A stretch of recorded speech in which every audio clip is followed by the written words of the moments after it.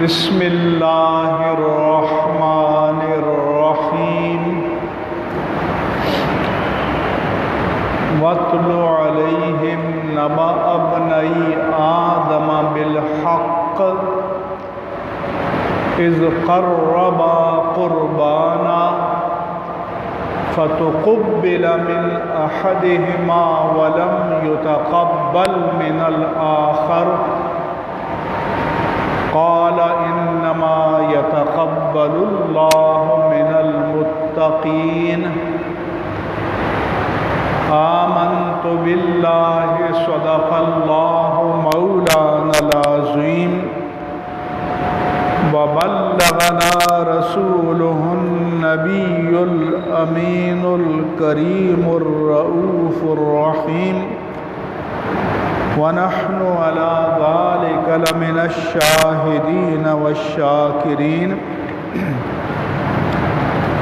وقال الله عز وجل سبحانه وتعالى في كلامه المجيد مخبرا وآمرا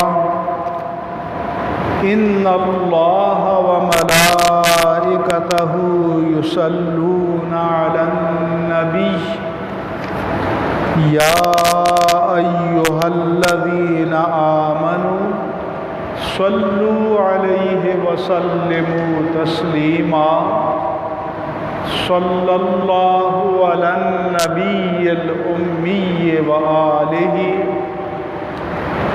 صلى الله عليه وسلم صلاة وسلاما عليك يا رسول الله وعلى آلك وأصحابك يا سيدي يا حبيب الله سبحان ربك رب العزة عما يصفون وسلام على المرسلين والحمد لله رب العالمين۔ حضرات گرامی، یہ ایام مبارکہ ایک تو حج کے ایام ہیں اور انہی آنے والے دنوں کے ساتھ قربانی کی عبادت کی بھی نسبت ہے۔ یہ میں آپ کو بتاتا رہتا ہوں کہ قربانی کی اصطلاح ہمارے ہاں استعمال ہوتی ہے عربی زبان میں اور کتب احادیث میں اور کتب فقہ میں یہ قربانی جو ایام عید میں ہم کرتے ہیں اسے دعاد کے ساتھ اضحیہ کہتے ہیں یا دعاد کے ساتھ ضحیہ کہتے ہیں۔ اضحیہ کی جمع اضاحی اور ضحیہ کی جمع ضحایا کتب احادیث میں آئی ہے۔ یہ جو ہم لفظ قربانی استعمال کرتے ہیں یہ اصل میں عربی کا لفظ قربان ہے اور یہ قرآن کریم میں آیا ہے۔ جیسے عربی کا لفظ حاج ہے جیم کی تشدید کے ساتھ، جس کے معنی ہے حج کرنے والا۔ ہمارے اردو والوں نے اسے حاجی بنا دیا، اس کے ساتھ یا لگا دی ہے اور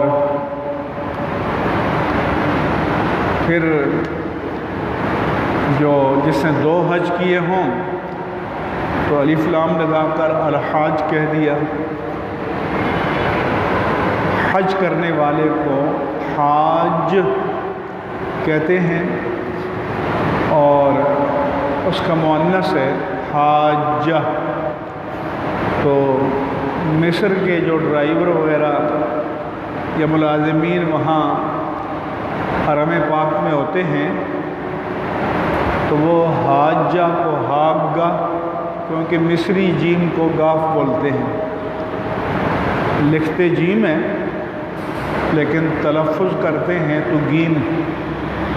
تو وہ حاج کو حاگ اور حاجہ کو حاگہ بولیں گے تو لفظ ہے حاج. اسی طرح سے لفظ ہے قربان.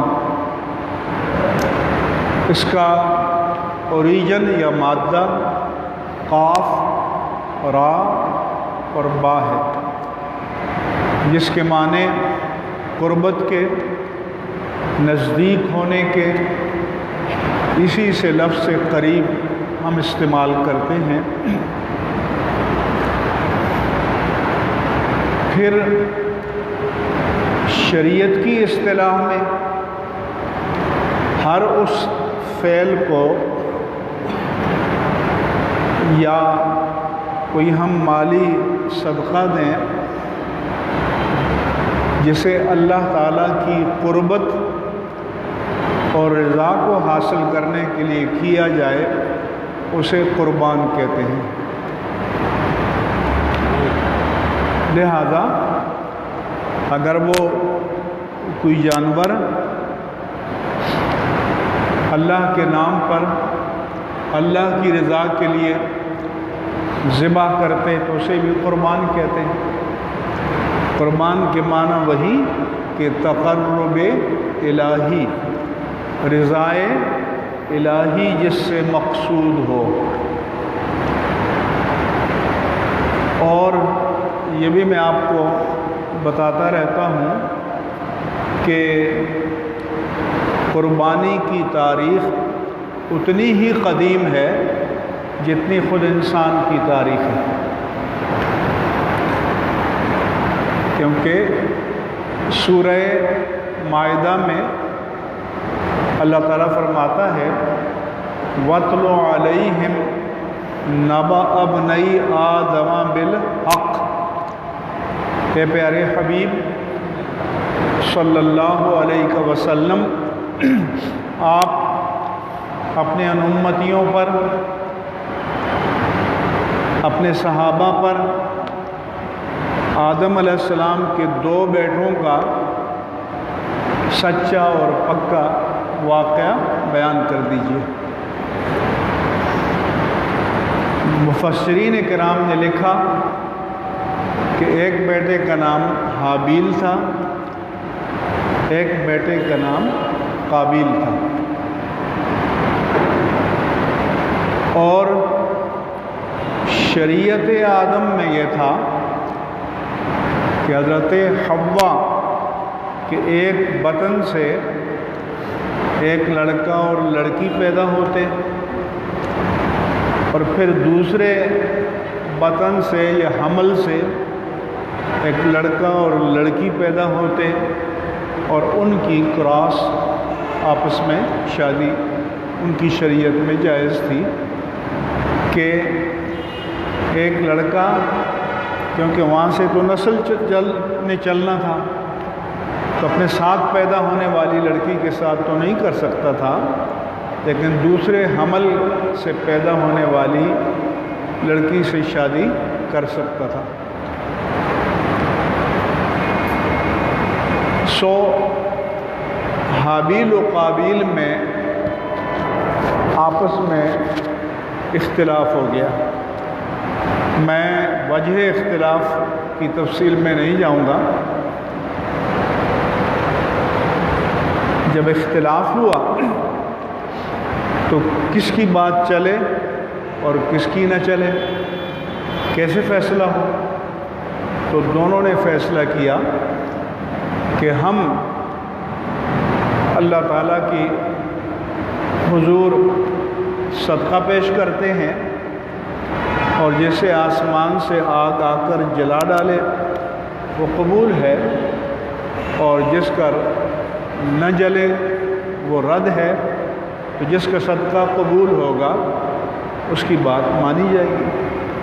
تو اللہ فرماتا ہے کہ اذ قربا قربان، جب دونوں بھائیوں نے اللہ تعالیٰ کی بارگاہ میں قربانی پیش کی، ایک بھائی نے مینڈا لا کے رکھا، دوسرے نے غلہ لا کر رکھا، فَتُقُبِّلَ مِنْ أَحَدِهِمَا، تو اس وقت رزلٹ آؤٹ ہو جاتا تھا۔ ایک کی قربانی کو آسمانی آگ نے کھا لیا تو پتہ چل گیا کہ وہ اللہ کی بارگاہ میں قبول ہو گئی۔ دوسرے کی قربانی کو آسمانی آگ نے نہیں کھایا تو پتہ چل گیا کہ اس کی قربانی ریجیکٹ ہو گئی۔ اب ذرا اس میں انسلٹ ہوتی ہے، توہین ہوتی ہے، تو اللہ فرماتا ہے کہ فَتُقُبِّلَ مِنْ أَحَدِهِمَا، ان دونوں میں سے ایک کی قربانی قبول کر دی گئی، وَلَمْ يُتَقَبَّلْ مِنَ الْآخَرِ، دوسری کی قربانی اللہ کی بارگاہ میں قبول نہیں ہوئی، ریجیکٹ ہو گئی، رد ہو گئی، تو اس کو طیش آ گیا، غصہ آ گیا۔ قال لأقتلنک، حابیل نے قابیل سے کہا کہ میں تجھے قتل کر ڈالوں گا، اور تاکید کی کہ میں ضرور بالضرور تجھے قتل کر ڈالوں گا۔ تو قال انما یتقبل اللہ من المتقین، اس نے جواب دیا کہ بھائی یہ اللہ کا دربار ہے، یہ اللہ کی بارگاہ کا فیصلہ ہے، یہاں کوئی دھونس، دھاندلی، دادا گیری، زور زبردستی نہیں چلتی۔ اللہ تعالیٰ تقوی والوں کی قربانی کو قبول فرماتا ہے۔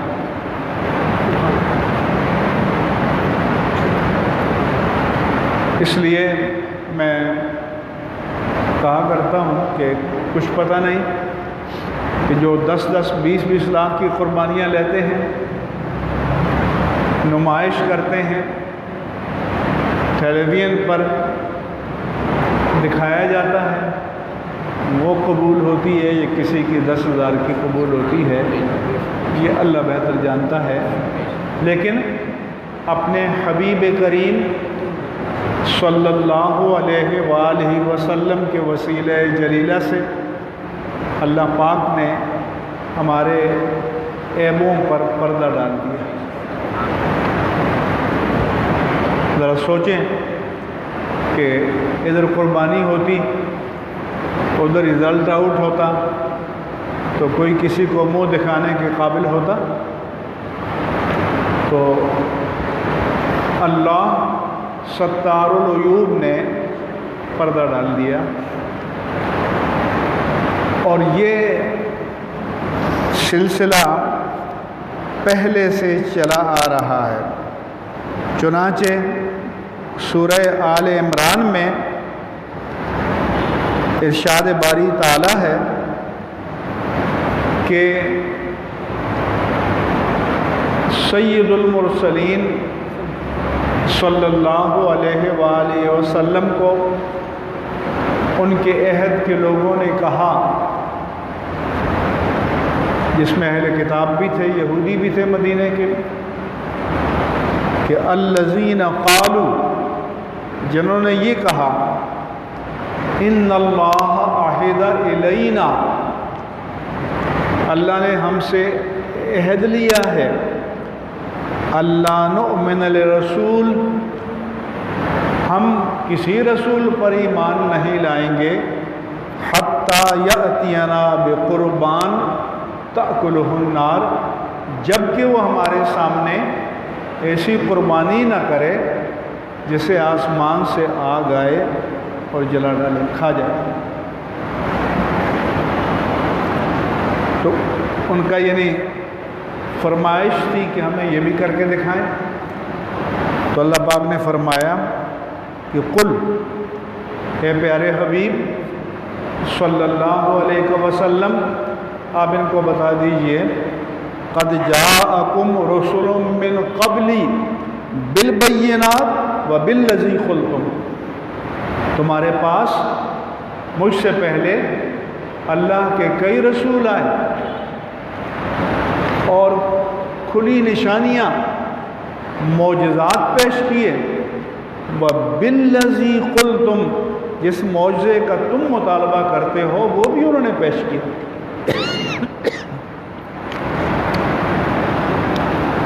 فلم قتلتموہ ان کنتم صادقین، اگر تم اس مطالبے میں سچے ہو تو تم نے اللہ کے ان نبیوں کو قتل کیوں کیا، شہید کیوں کیا؟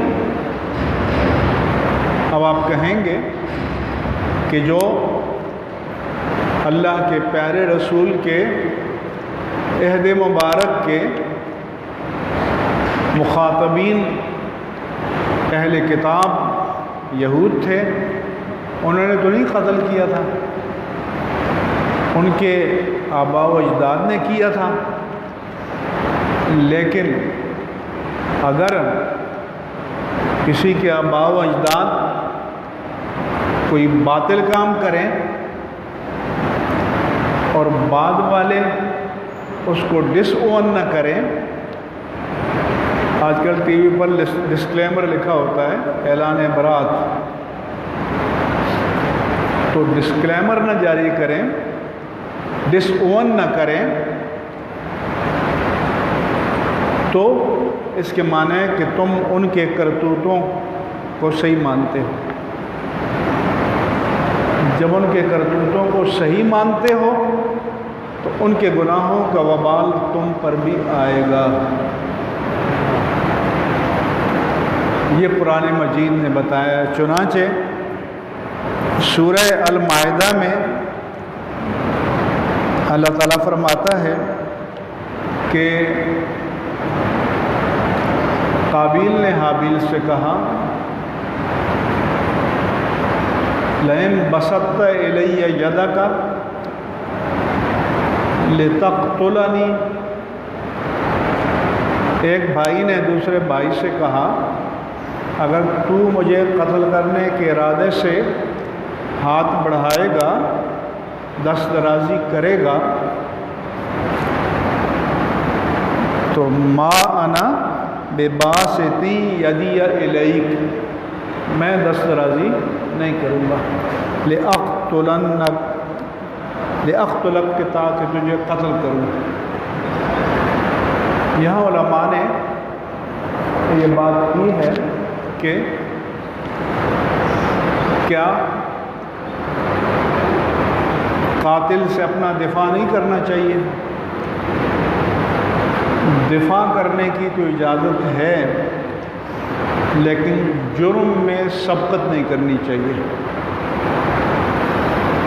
اور آدم علیہ السلام کے بیٹے کے کہنا یہی ہے کہ میں جرم میں سبقت نہیں کروں گا۔ پھر اللہ تعالیٰ فرماتا ہے کیوں نہیں کروں گا؟ انی اخاف اللہ رب العالمین، کہ مجھے رب العالمین کا خوف ہے۔ اس سے معلوم ہوا کہ جو چیز انسان کو جرم پر ابھارتی ہے، انسان کے نفس کا جو جذبہ انسان کو اللہ سے بغاوت پر ابھارتا ہے، وہ کیا ہے کہ دل میں خوف خدا کا نہ ہونا، دل میں اللہ تعالیٰ کے خوف کا نکل جانا۔ جب انسان کے دل سے خوف الہی نکل جائے تو اس کو جرم کرنے پر جسارت ہوتی ہے۔ پھر دوسرے بھائی نے کہا کہ انی ارید ان تبوء باسمی و اسمک وہ جو صالح تھا اس نے کہا کہ میں چاہتا ہوں کہ تمہارے گناہ کا وبال بھی تم پر آئے، میرے گناہ کا وبال بھی تم پر آئے۔ اور پھر یہ کہا کہ فتکون من اصحاب النار، تو جہنمی بن جائے، وذالک جزاء الظالمین، اور یہ ظالموں کی جزا ہے، یہی ان کا صلہ ہے۔ پھر اللہ فرماتا ہے کہ فَطَوَّعَتْ لَهُ نَفْسُهُ قَتْلَ أَخِيهِ۔ قتل کرنا کوئی آسان کام تو نہیں ہے نا، کسی کی جان لینا آسان کام نہیں ہے۔ آدمی کوئی گاڑی چلا رہا ہے، کوئی کتا، کوئی بلی، کوئی جانور آئے تو آدمی کوشش کرتا ہے کہ یہ میری گاڑی کی زد میں نہ آئے، چاہے کہ انسان کی جان لیں۔ تو اللہ فرماتا ہے کہ اس کے نفس نے اس کو اپنے بھائی کے قتل پر آمادہ کیا۔ تو اس کا مطلب یہ ہے کہ جرم وہ کرتا ہے جو نفس کا غلام بن جائے، نفس امارہ کا غلام بن جائے اور اس کے مقابل اللہ کے احکام کو رد کر دے۔ چنانچہ فرمایا فقتلہ، اس نے بھائی کو قتل کر دیا، فاصبح من الخاسرین، اور وہ نقصان اٹھانے والوں میں سے ہو گیا۔ پھر بعض اوقات قرآن پوری سیکوینس یا ترتیب سے کوئی واقعہ بیان نہیں کرتا، وہ حصے بیان کرتا ہے کہ جن سے ہمیں سبق حاصل کرنا چاہیے۔ قتل کر دیا تو بیچ میں اس کا ذکر نہیں ہے کہ اب وہ لاش کو اٹھائے پھر رہا ہے کہ اب اس لاش کے ساتھ کیا کرے۔ کیوں؟ کہ یہ اولاد آدم میں پہلا قتل تھا، پہلے ان کے سامنے کوئی رسم نہیں تھی کہ مر جائے تو کیا کرنا ہے۔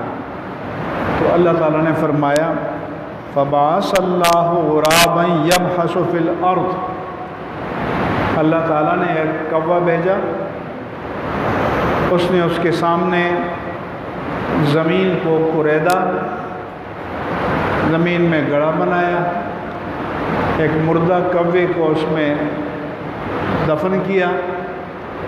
تو اللہ فرماتا ہے کہ اللہ نے ایک کوا بھیجا جو زمین کو اپنی چونچ سے، پنجوں سے کھود رہا تھا، لِيُرِيَهُ كَيْفَ يُوَارِي سَوْآتَ أَخِيهِ، تاکہ اس کو بتائے کہ وہ اپنے بھائی کی لاش کو کیسے چھپائے، کیسے دفن کرے۔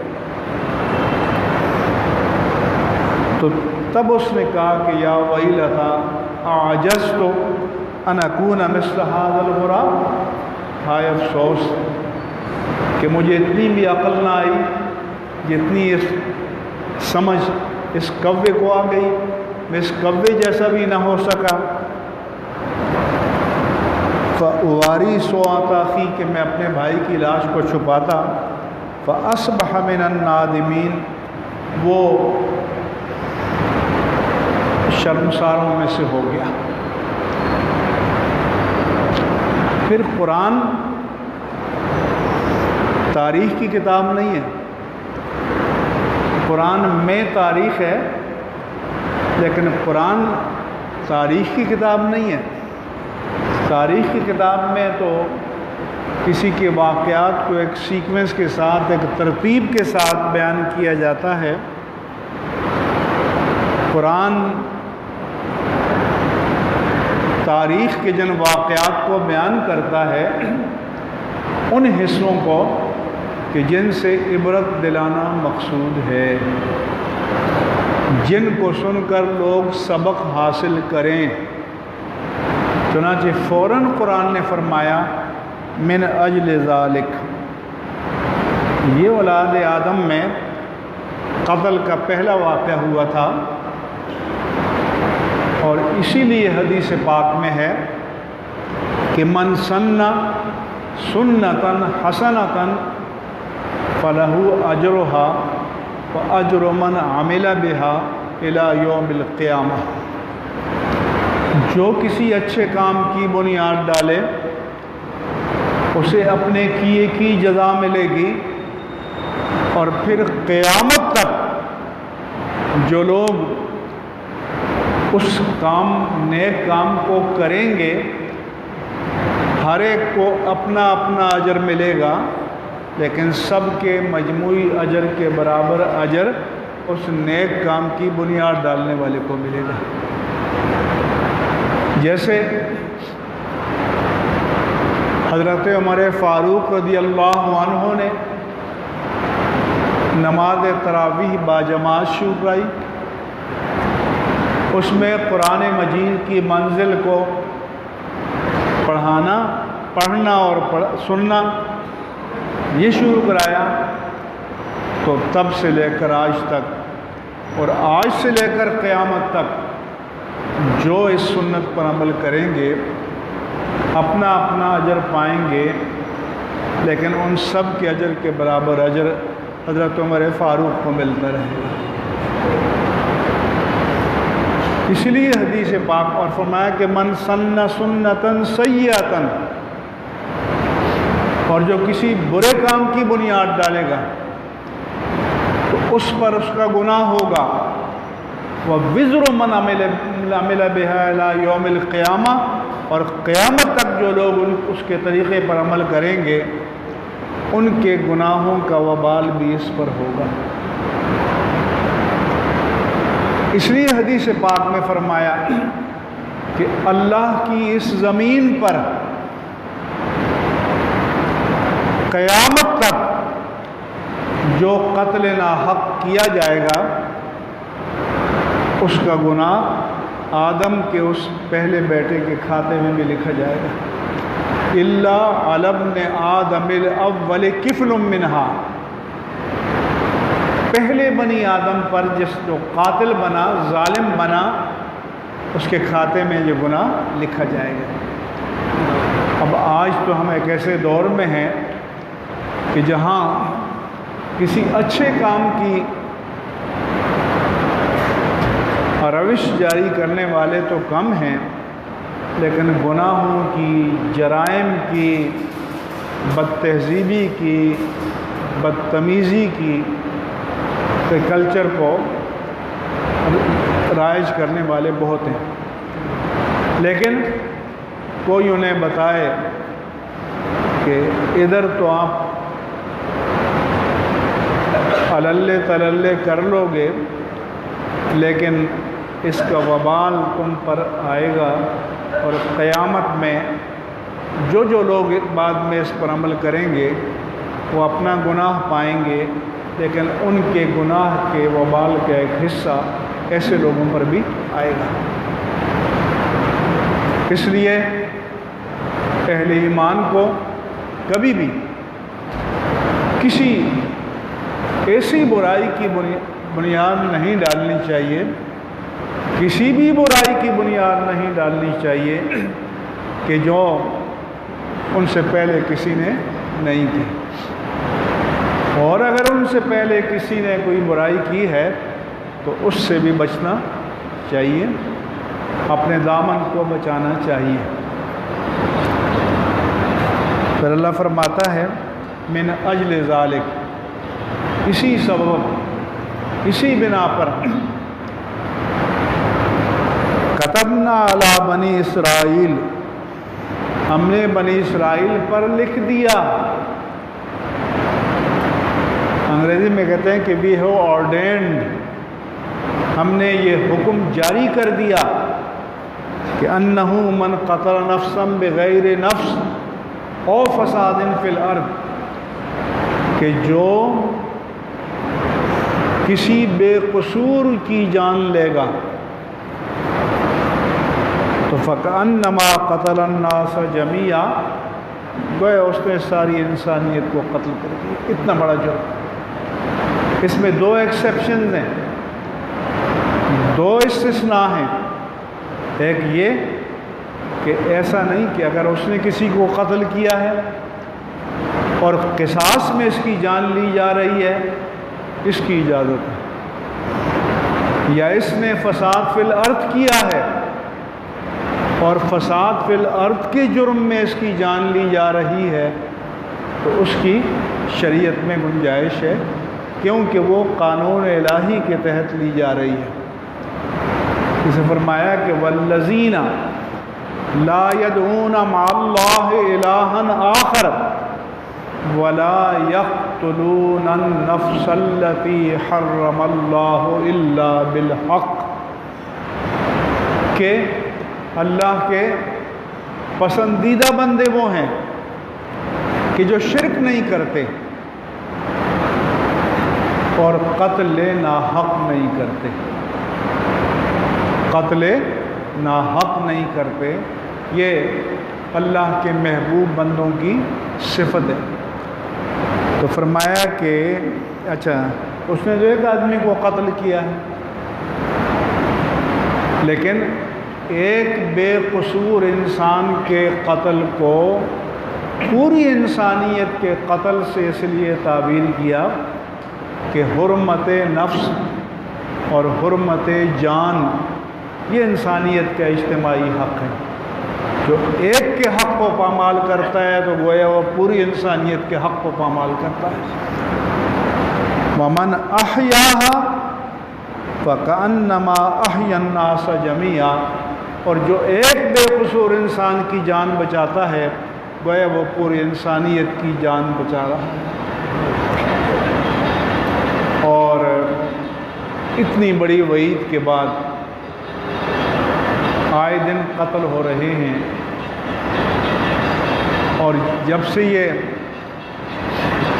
آزاد میڈیا اور سوشل میڈیا آیا اور جب سے جرائم کی تشہیر شروع ہوئی تو جرم کا خوف لوگوں کے دلوں سے نکل گیا۔ اب جرم لوگوں کے لیے انٹرٹینمنٹ بن گیا، اور کوئی نہیں کہ جو اس کلچر کو روکے۔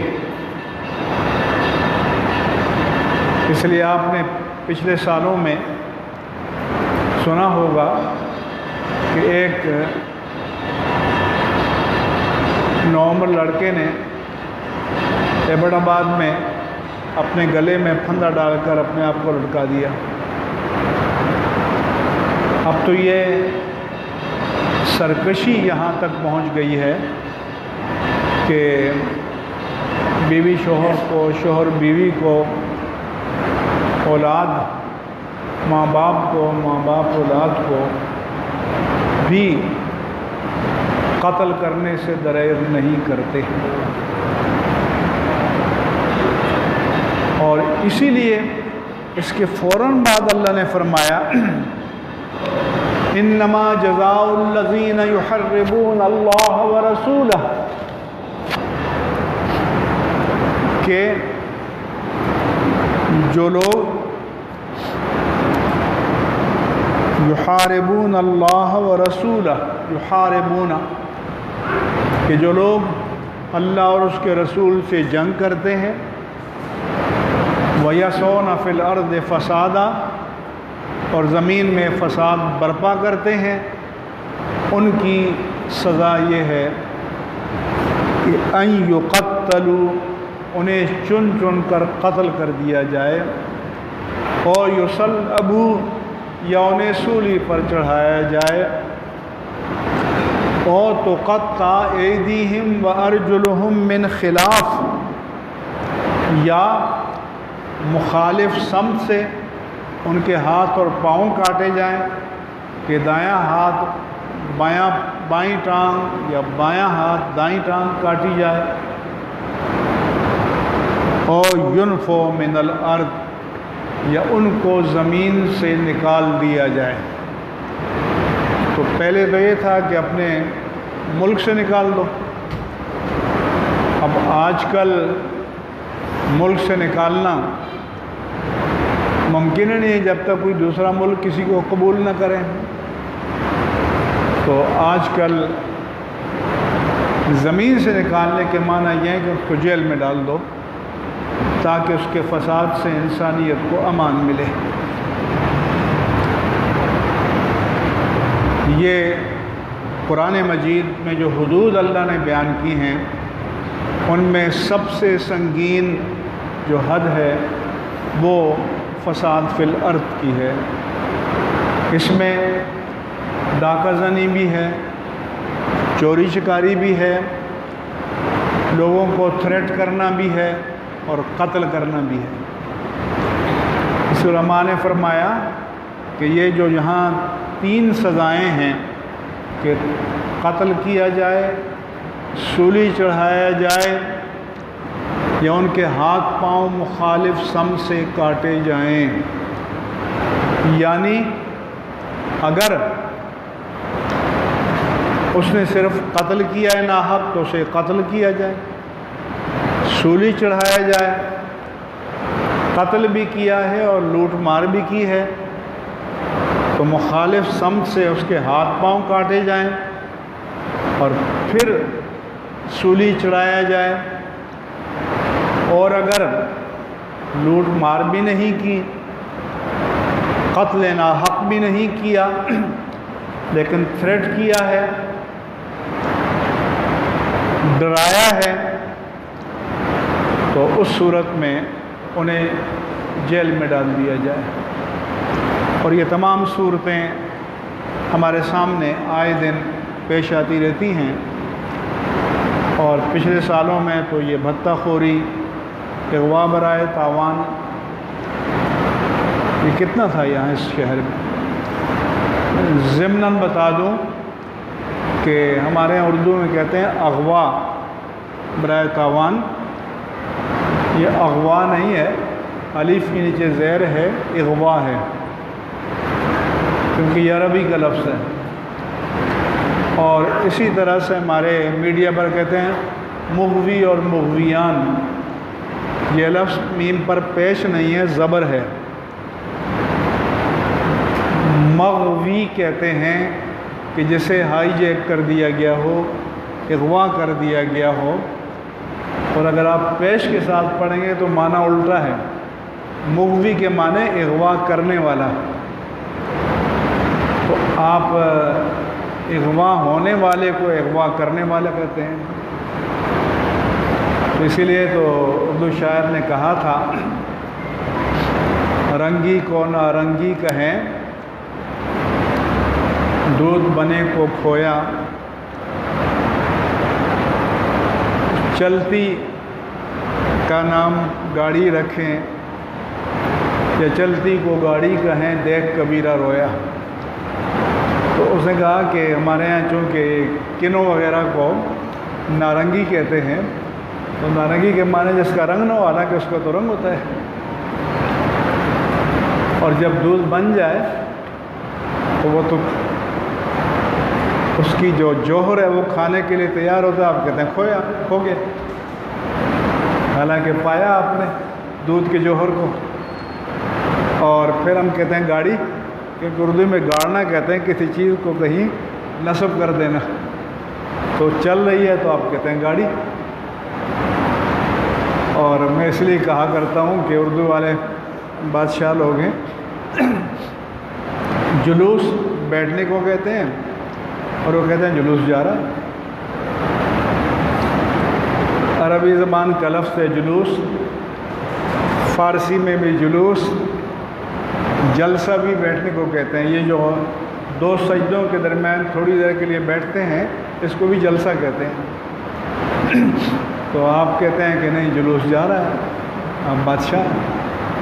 تو عرض یہ کر رہا تھا کہ قرآن مجید نے آدم علیہ السلام کے 2 بیٹوں کے سیاق و سباق میں ہمیں بتایا قربانی کی تاریخ، قربانی کے معنی۔